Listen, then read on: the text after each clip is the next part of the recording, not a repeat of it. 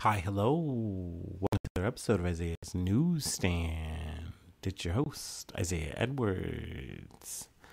The date is June 6th, 2024. Hopefully this episode finds you well, in good spirits, and high hopes. As for me, I would say overall, we're doing good. Y'all know Thursday is my favorite day of the week. But I will say that this was not a good Thursday for me. I would say, it was structured good. I know that when I look at it, I look back at it, by the time I got to this point of my day, getting ready to talk to my lovely, lovely listeners, I'm good. I'm in a state that I know I'm fine. But man, it wasn't hitting today. The day was not daying. I was hoping to get right back to my crusher, and I did, but not quite. There were some technical issues that kind of got in the way of that. That was annoying. About 2 hours in, we finally got everything right and corrected, so everything was cool. But then, the trash was just kind of flowing today. Usually I just do cardboard mostly, focus on that, we're good. But I don't know, and it was just one of those days. Sometimes I just realized it was a grim reminder of how much I am a trash guy, and I literally got just trash juice on me multiple times today, and I was like, ew, ew, ew, ew, ew, ew. It was very gross. Luckily, most of it, I believe, was water, because it makes sense. Everyone's trying to stay hydrated. You get a little bit of remainder in there in your water bottle, your cup. It's going to, hang in there. I get it. I know.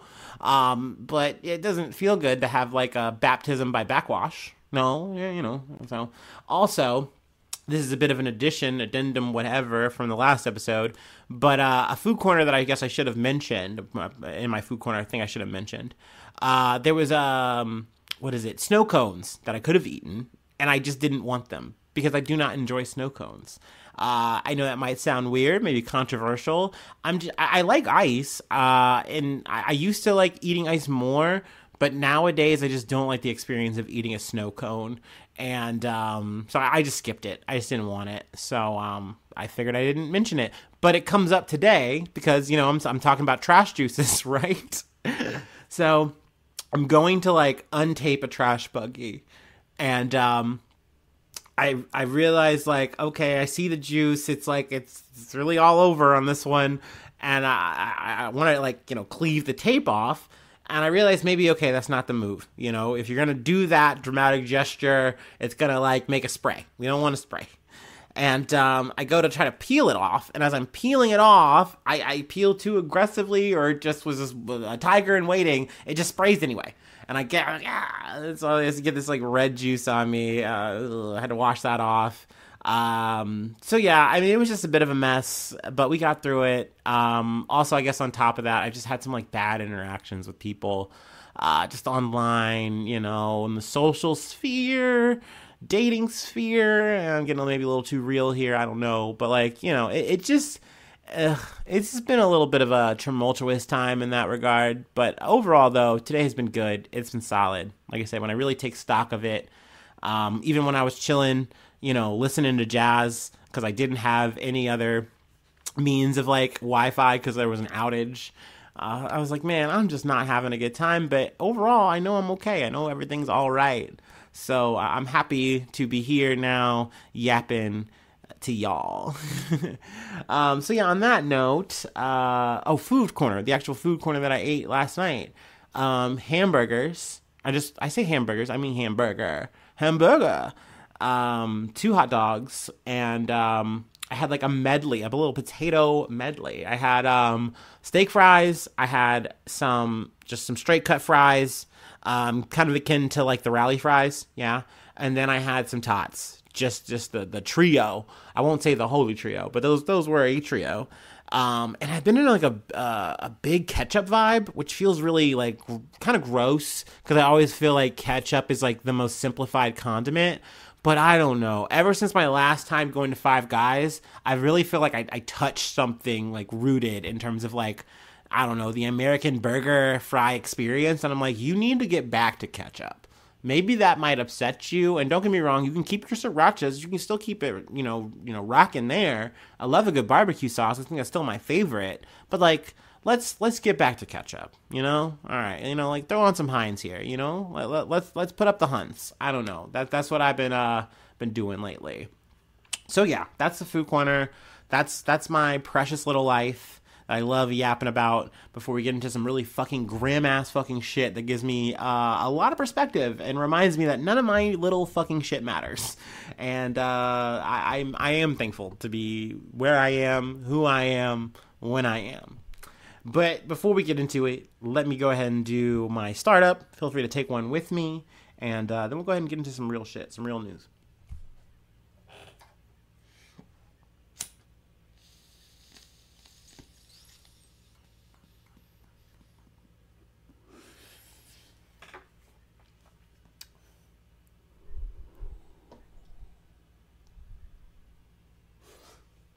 Oh, yeah.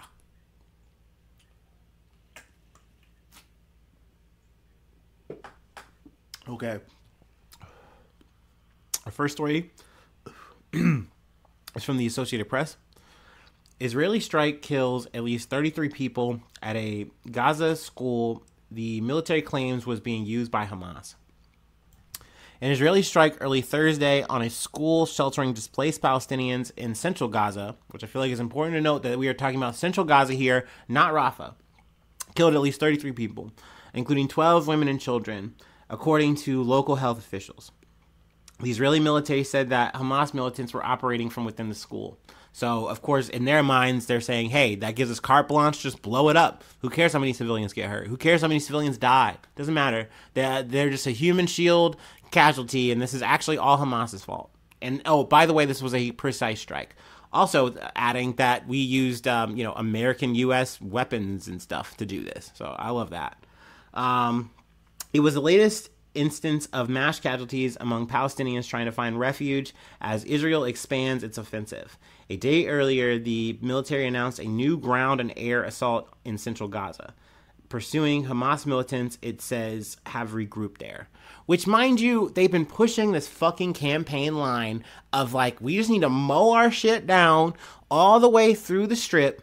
And once we do that, we'll be good. We'll have eliminated Hamas somehow, magically. That'll work. Once we get through those battalions in Rafah and we've really just, finished the mission, we'll be good. And they've said roughly maybe that'll take around, the rest of the year. And then maybe we'll be there. But how are you saying this when now we have multiple instances where you're now saying, no, actually, we have to double back and kill more people in other parts of Gaza because there's Hamas there and they're actually regrouping there. You're literally proving the point that everyone else around you is making, that like you are not going to stop Hamas this way. It is not effective. It will not work. But yet here we are allowing them to do it. And I say allowing them because once again, I reference we are funding this shit. We are giving them the ammunition to do it. And not to mention giving them the goddamn political smokescreen to do it at every avenue corner we can. So, I'm always stoked to cover and mention that. Let's see here. Was there anything else I really wanted to pull? I know they add more context, more details, which is important. But, I like to just kind of get to the point and then kind of move. I'm a liberal. I cut and run. What can I say?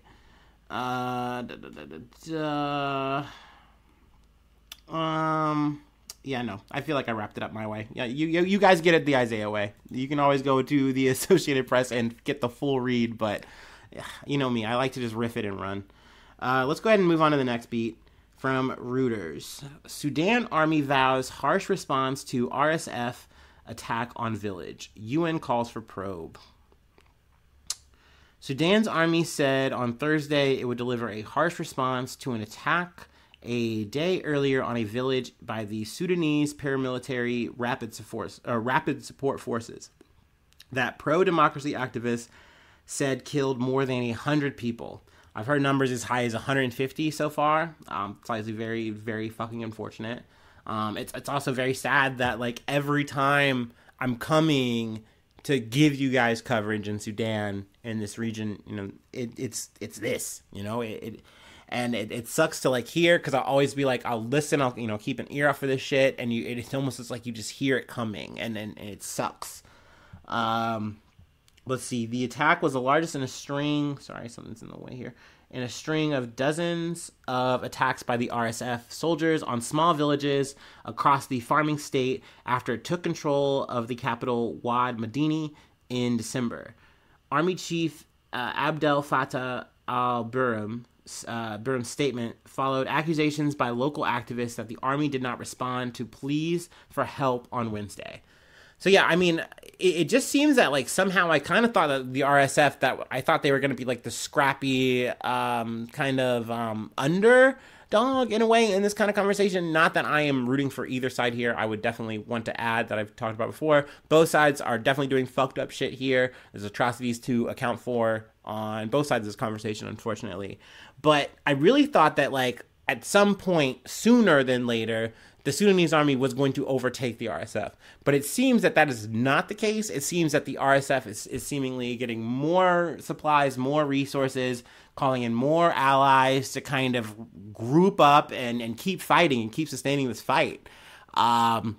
Despite not maybe having like so much like the military advantage in terms of like maybe like airstrikes or military resources, what have you. They're seemingly making it work. Just from my loose amount of like scant researching, learning, I know like somehow like Saudi Arabia, the UAE is involved. I'm sure there's threads there that I could pull, but I don't have the fucking board up. I'm not there. I'm not on my Charlie Day shit. That being said, it's once again, it's just so sad that I just feel like I'm covering this shit, atrocity to atrocity, genocide to genocide. Like, they're just able to kind of surround these towns and like exert this kind of force and do this kind of shit and just get away with it.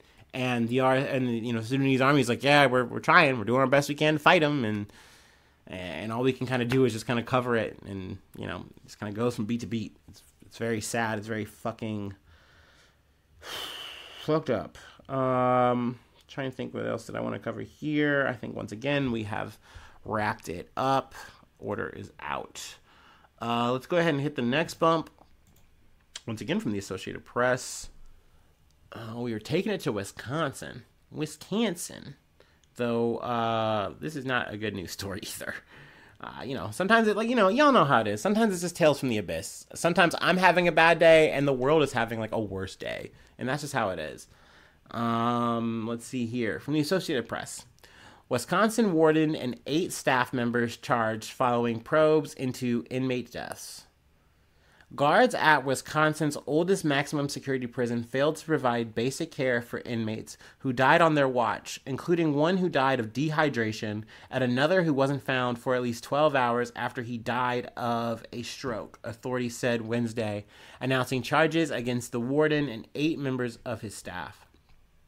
Walpin Correctional Institution's warden, Randall Hipp, is charged with misconduct in public office. The other eight face charges of felony inmate abuse. 3 of them are also charged with misconduct. We are operating the oldest prison in the state of Wisconsin in a dangerous and reckless manner, Dodge County Sheriff Dale Schmidt, who led the investigation, said at a news conference announcing the charges. Hepp faces up to 3.5 years in prison if he's convicted. He announced last week that he planned to retire at the end of June.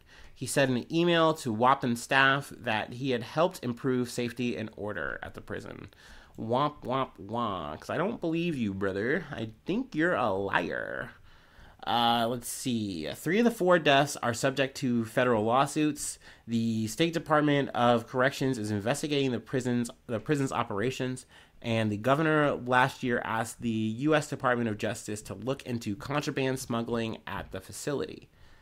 Department of Corrections Secretary Jared Hoy said in a statement that more than 20 people remain under internal investigation. At least 8 are on leave, and 9 others were fired or have retired since the probe began a year ago.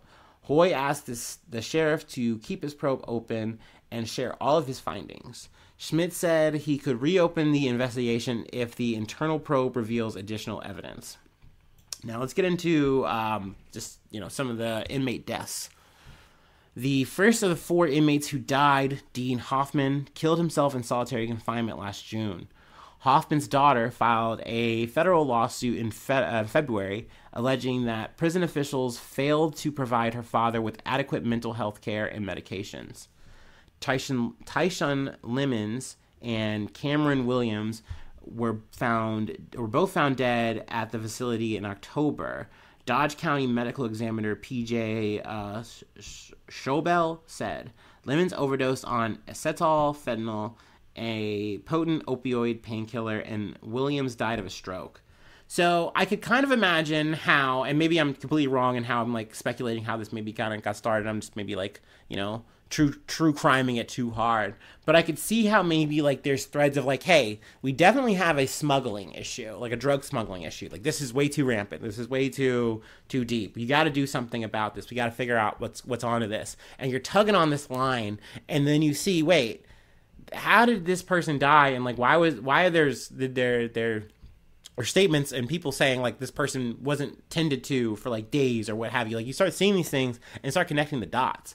Also, I kind of thought that this article was going to say, hey, we're saying that this is an old prison because like there's issues with the prison, because that's something I've seen and talked about before. I get it, like those are issues and they definitely need to be fucking fixed, but like they can lead to flaws, errors, mistakes. But I really wasn't hearing that here. It really seems that this is more or less on the prison employees, or the prison staff, the corrections officers, and it does fall on the warden in the situation. And it just seems like they are very flippant and they don't really care about these people. But I know that there's more I wanted to kind of get into that I really feel like hammer this home.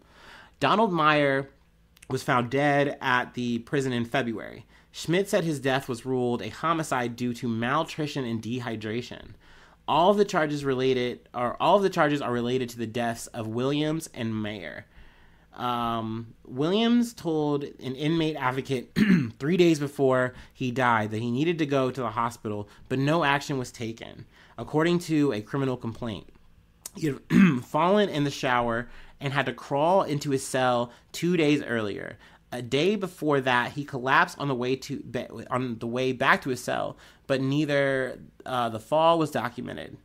The complaint said he died of a stroke sometime on October 29th, but his body wasn't discovered until the late next morning, at least 12 hours after he died, according to the complaint.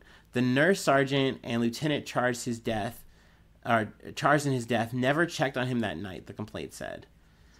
Mayer had severe mental health problems, but he either refused or wasn't given his medications in the 8 days leading up to his death, according to a separate complaint. And I'm sorry, even if he was refusing him, that is criminal to neglect him knowing you need to give him this medicine. Like, these are the same people who will put a fucking spit guard on you if, like, they need to get to you and handle you for whatever fucking reason. But yes, you are also charged with making sure that these people get their medications, get their fucking food, get their fucking water, which we're fucking getting into. An inmate told investigators that Mayer flooded his cell, resulting in guards turning off his water. 6 days before he died, he told a staff member that he wants water, all the water in the world, and acted like he was swimming around his cell. Guards also saw him drinking from his toilet, the complaint said. Guards said they turned the water on and off for Meyer, but investigators said no one ever told him when it was on, according to the complaint. Guards also didn't bring him any food in the 4 days leading up to his death, the complaint said. Like, they just did not care. They were frustrated with this person, and they threw their hands up and said, we don't want to deal with him. We don't care. And they let him die. Like, that, it is just as plain as day to me when you hear this shit. Asked if employees understood the prison's water shut-off policy, Hepp told them that policies go out via email, but he doesn't think anybody at any institution really reads them, and that no jail in the United States documents inmates' every meal. But yeah, he ensured that the safety was on the up. The best there ever was.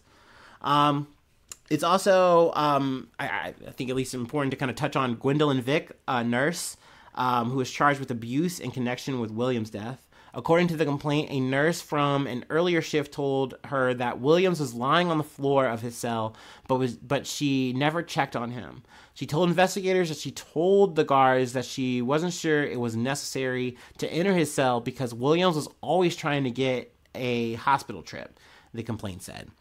Which, I'm sorry, that is not a good enough fucking excuse to let a man die. Oh, he just wants to get out of his cell. He just wants to take a little hospital vacation.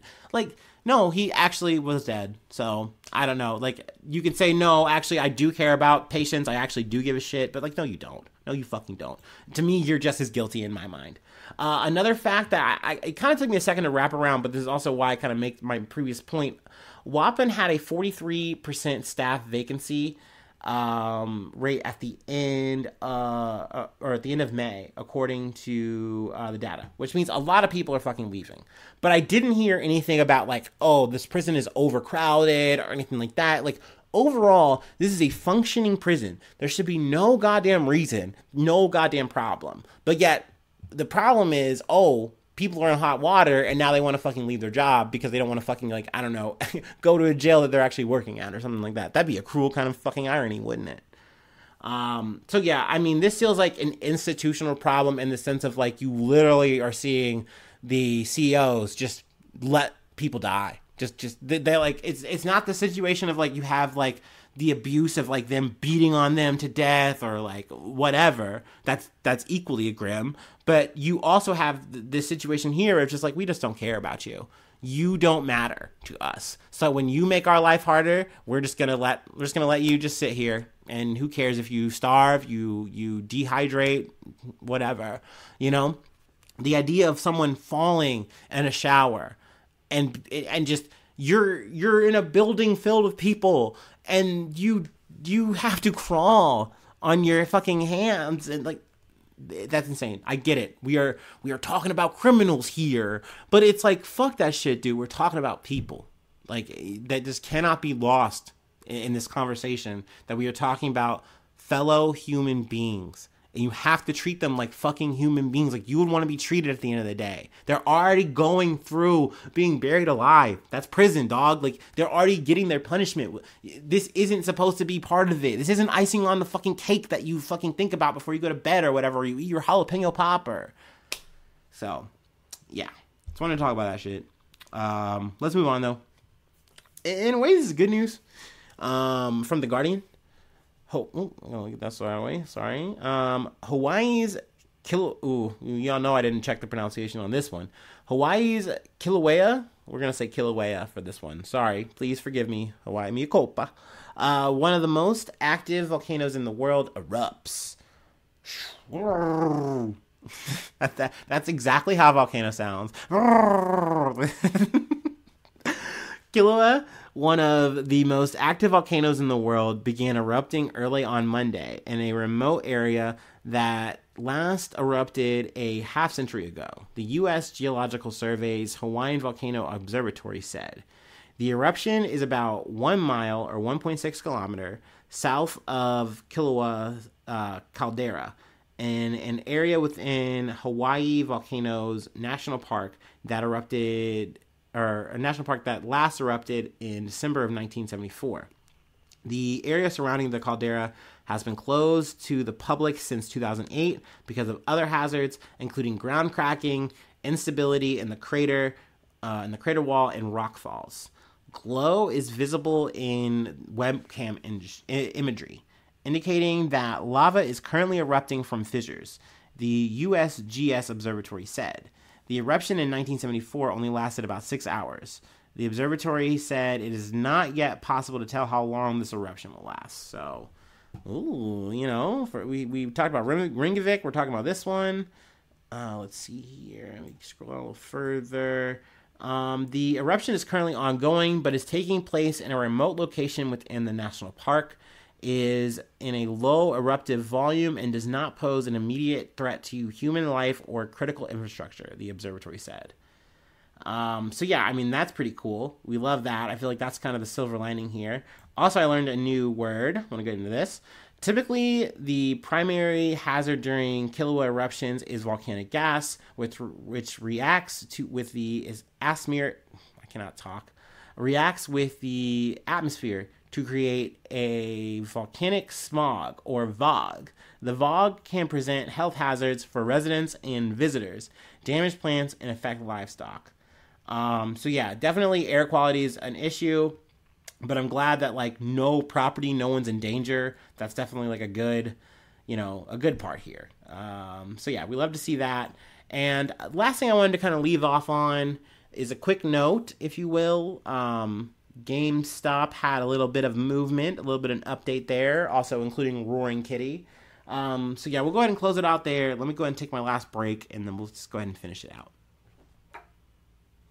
Hopefully you, I don't know, what do they even say? Hold on, diamond hands, whatever the fuck. I don't know. I'm really not on Reddit enough, and every time I go on Reddit, I'm disappointed.